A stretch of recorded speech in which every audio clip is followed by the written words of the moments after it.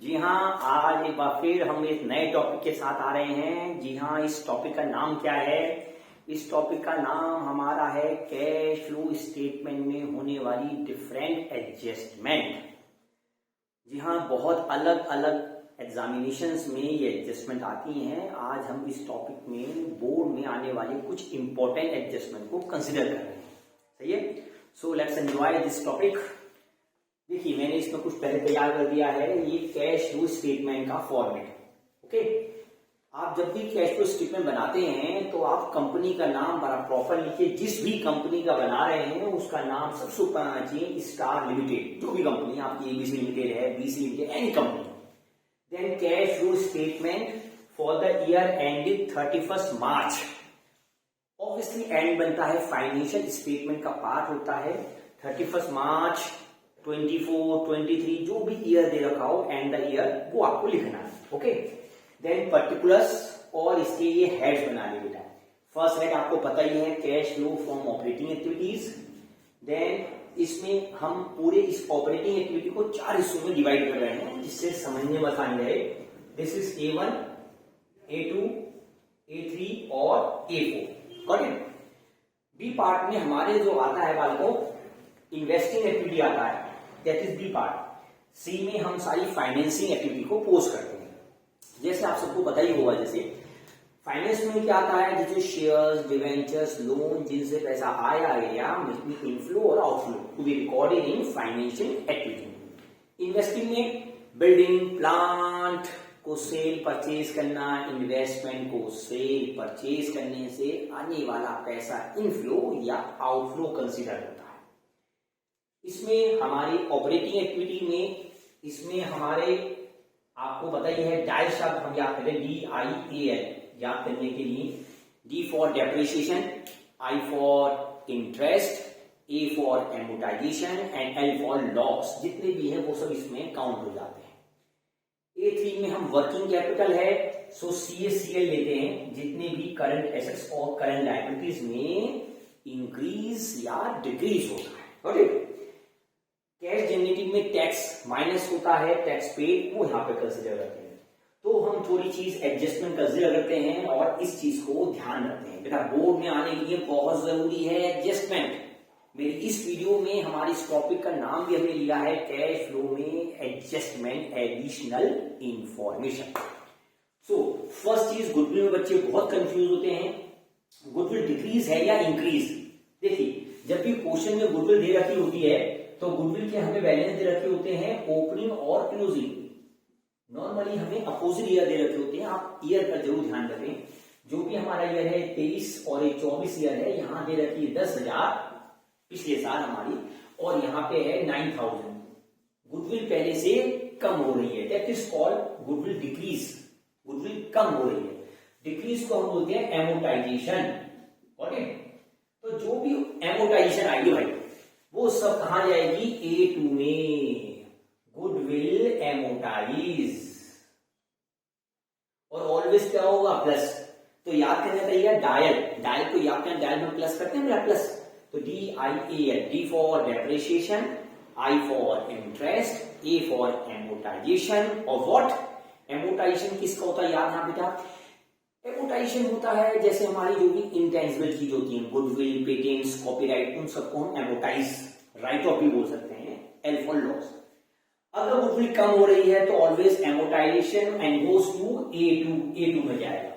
और यदि goodwill increase हो रही है, पहले आप बताएं भाई। देखो, जब हम क्लास करते हैं तो आपको ध्यान रखना चाहिए, मेरी क्लास को आप फास्ट मोड में दे सकते हो, स्लो मोड, अपने आप सोचिए और बताइए। देन गुडविल यदि इंक्रीज हो रही है, मतलब पहले हमारी थी 12 और अब हो रही है 15, दैट इज कॉल्ड इंक्रीज। तो इंक्रीज कहां पोस्ट करेंगे? सही बेटा, that is called goodwill purchase. हमने गुडविल परचेज की and goes to B. B मतलब हमारी जाएगी फाइनेंस इन्वेस्टिंग एक्टिविटी में, किस नाम से? Goodwill purchase. और गुडविल परचेज किए तो पैसा हमारे पास से गया, outflow of cash, then it is consider as minus, minus में चली जाएगी। सही। देन नेक्स्ट हमारी एडजस्टमेंट है interest paid on debentures. Debenture पर ब्याज दिया है ना, तो डिवेंचर पे ब्याज में आपको ध्यान रखना है, जब भी पॉइंट हो डिवेंचर इंटरेस्ट पेड का, तो हमें इसमें मंथ भी ध्यान देनी है। लेट्स सपोज हमारे शुरू में डिवेंचर थे 10,000 और बाद में डिवेंचर्स हैं 15,000, 15,000। डिवेंचर 6% पर एनम में लेते हैं। अब डिवेंचर ज्यादा तो होंगे पहले से कंपेयर में, इसका डिवेंचर हमने इशू किए। अब कब इशू किए? अगर बीच में इशू किए हैं या बाद में। इफ नो इंफॉर्मेशन तो हमेशा डिवेंचर पर ब्याज ओपनिंग पर कंसीडर किया जाता है। So if date not given, अगर डेट नहीं दे रखी हो, not given, then always opening balance. Opening balance कितना है? 10,000। 10,000 का कितना परसेंट? 6%। कितना आया? 6,000 रुपए। तो बेटा कहां पोस्ट करेंगे? इंटरेस्ट कहां पोस्ट किया जाएगा? एडजस्टमेंट में दो जगह जरूर जाएगा बेटा। इंटरेस्ट जाता है दो जगह, कहां कहां पे? जल्दी से, good, it goes to A2 and C, financing. तो इंटरेस्ट पेड फाइनेंसिंग में क्या हो जाएगा? माइनस इंटरेस्ट पेड ऑन किस पर? On debentures. कितना अमाउंट? 6,000 रुपए, 6,000 रुपीज। तो जी 10,000 का 6% कितना होता है? 10,000 है भाई, 10,000 का 10% 1,000, 6% 6,000 कैसे हो जाएगा? 600 होगा ना बेटा। तो यहां पे 600 एंड इट गोज अगेन कहां? I for interest. तो यहां पे जाएगा प्लस इंटरेस्ट ऑन डिवेंचर्स। कितना बेटा अमाउंट? 600। हर चीज दो जा जानी है। इनका डिफरेंस भी बेटा 10 से 15 हो गया, मतलब 5 आके और डिवेंचर इशू किए, वो डिवेंचर भी लिखे जाएंगे डिवेंचर इशूड। कैश फ्लो में ये वर्ड अच्छा नहीं माना था, डिवेंचर इशूड नहीं, सही टर्मिनोलॉजी है, बताएं आप चले। Proceeds from issue of debentures. Proceed कैसा आया? प्लस कितना अमाउंट? 5,000 डिफरेंस।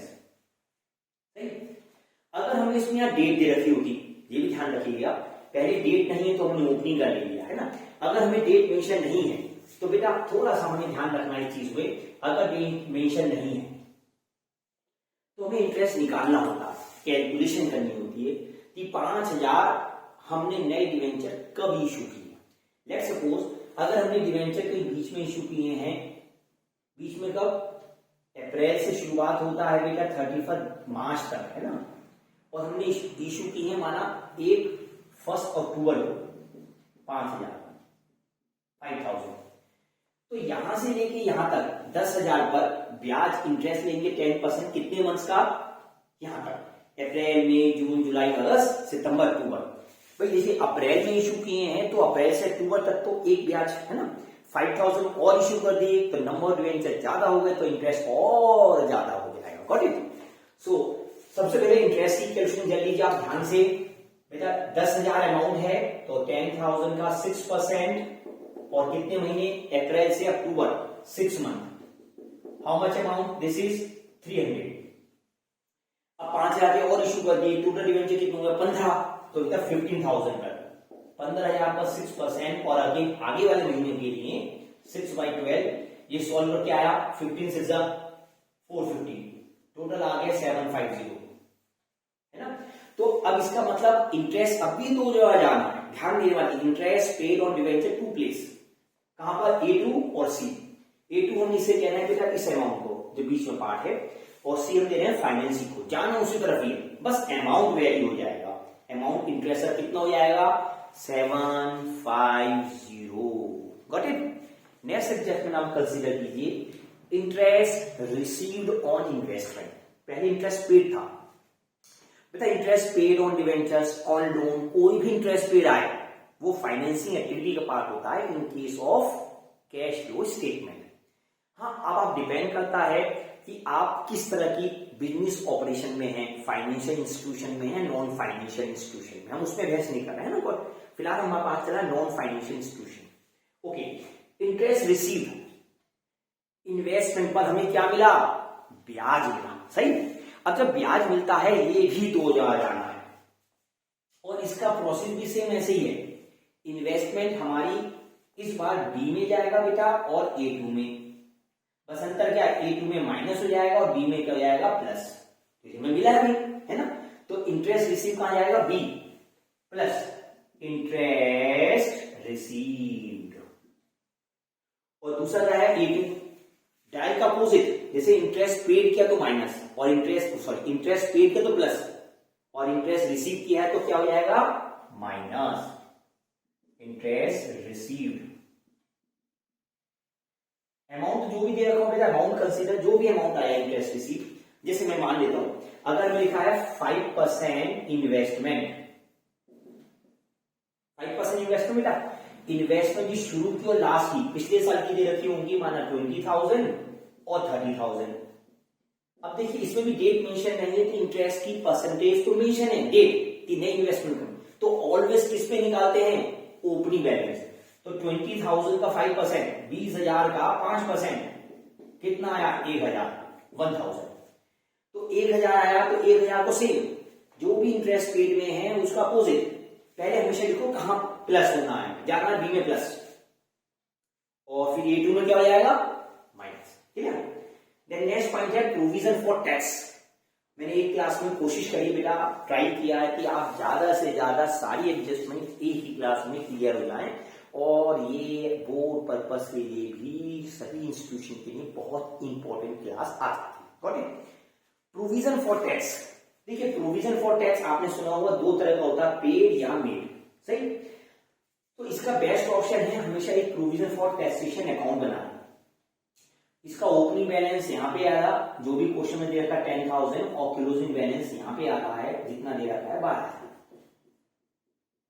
अब क्वेश्चन में मेंशन है टैक्स पेड, हमने टैक्स पेड किया तो यहां लिखेंगे टू बैंक, जो पेड है बेटा। ये क्वेश्चन में गिवन आएगा, पेड हमने किया 8,000 या 9,000, जो भी क्वेश्चन में मेंशन है। कितना डिफरेंस है, टोटल आया 20, डिफरेंस कितना आ गया, बाई एसओपी से बेटा, कितना 20 में 10 है 10,000। तो आपको ध्यान ये रखना बेटा, जो भी पेड है वो यहां पे आएगा, और जो भी मेड या प्रोवाइड है वो यहां पे आता है हमेशा। क्वेश्चन में एक चीज दे रखी होगी, आइदर पेड और क्या दे रखा होगा, मेड। तो जो भी पेड है, given tax paid always goes to A4, tax paid यहां पे जाएगा बेटा, A4 में टैक्स पेड।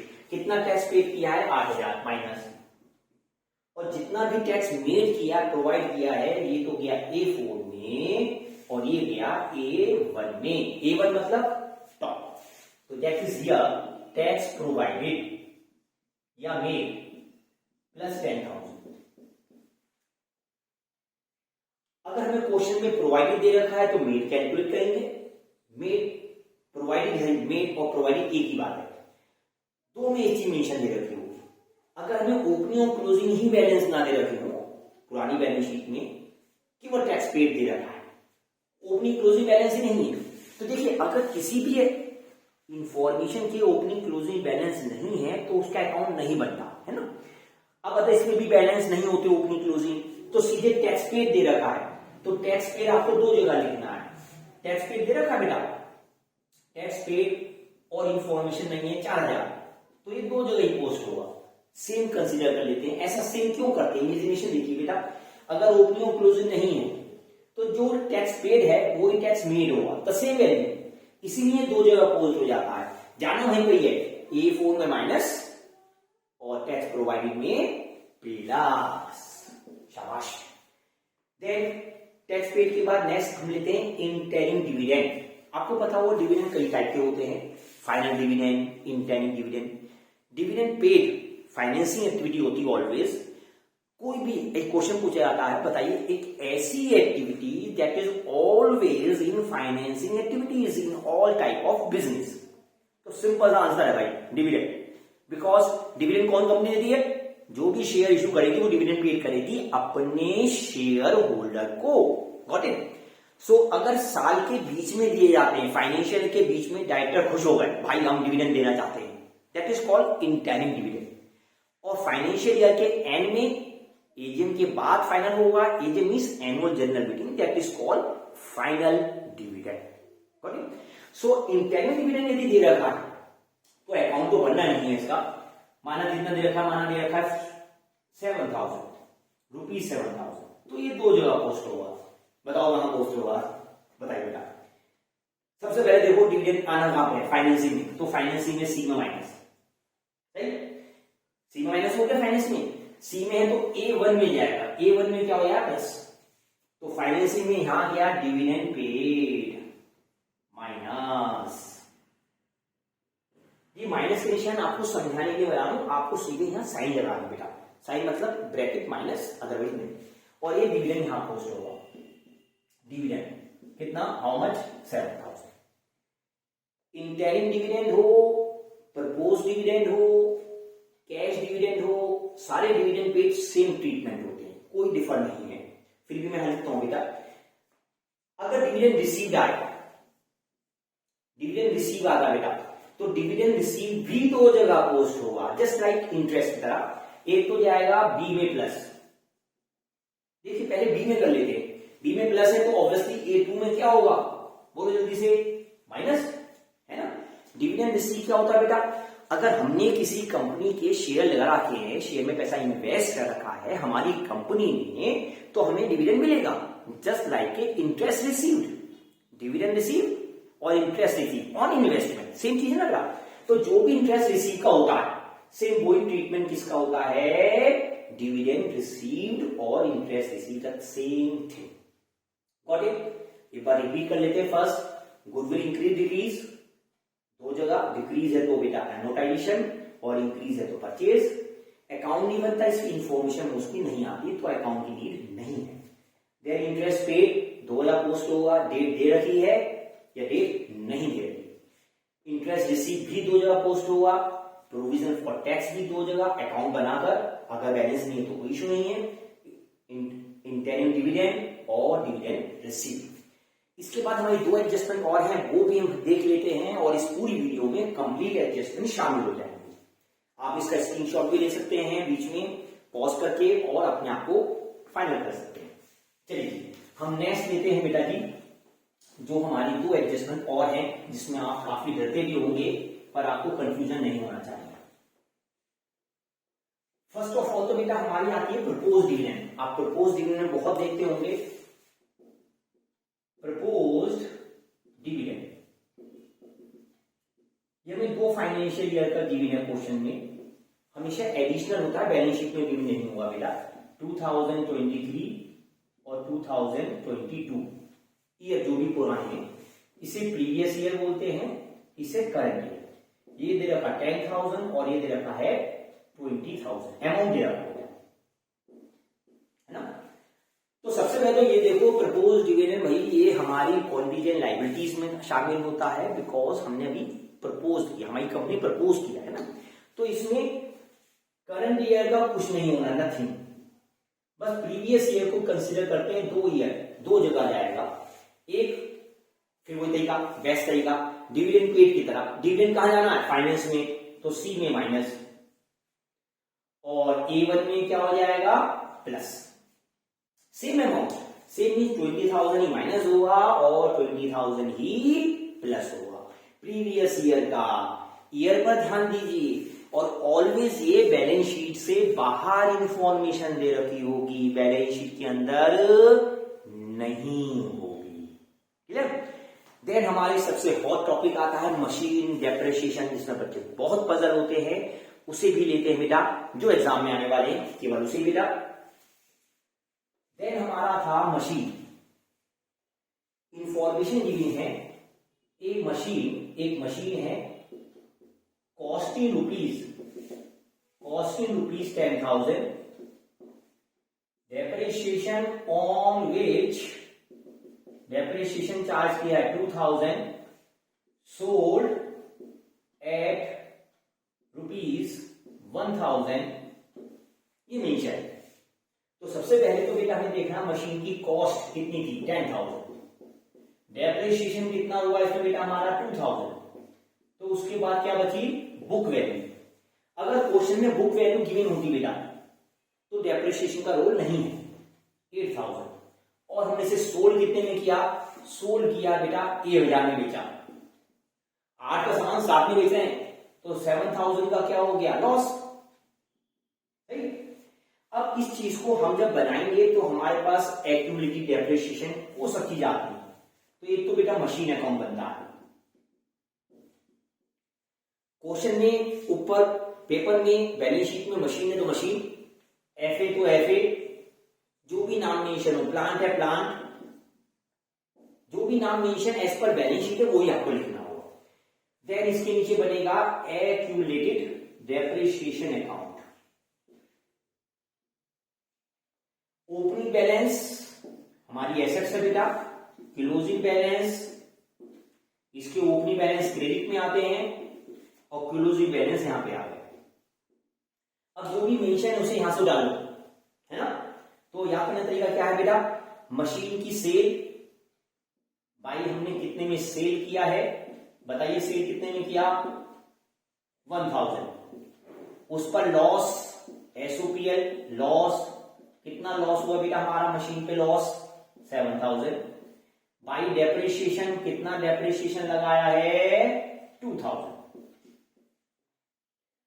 ये इस पर्टिकुलर मशीन का है जो ये मशीन बेची है, सोल्ड की है, तो डेप्रिसिएशन ऑन सेल मशीन की तरह से ये डेप्रिसिएशन यहां पोस्ट होता है। तो ये किस नाम से आएगा, टू मशीन अकाउंट।